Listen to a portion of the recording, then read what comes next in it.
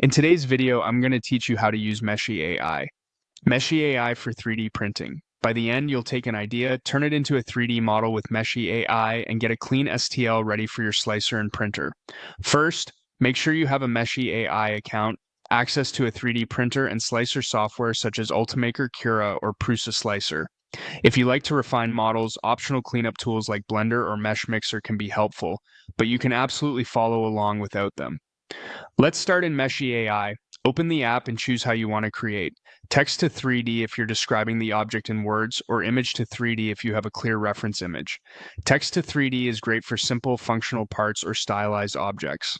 Image to 3D works well when your reference has a clear silhouette and front view.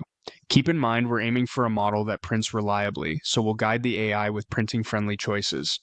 Now, write a prompt tailored for 3D printing. Include terms like solid, watertight, simple geometry, single object, and thick surfaces. These phrases tell the model to avoid thin shells, gaps, and tiny fragile details. Watertight ensures the mesh is manifold with no holes. Single object avoids disconnected floating parts. Thick surfaces reduces the chance of brittle walls. You can also describe the overall shape and proportions in plain language, but keep it concise and focused on printable structure. Next, setup generation. For style, pick realistic if you want natural proportions and smooth forms, or stylized for bolder, simplified shapes that often print more easily. Set poly count to medium. This keeps the mesh detailed enough to look good while staying manageable for slicing and avoiding overly dense triangles.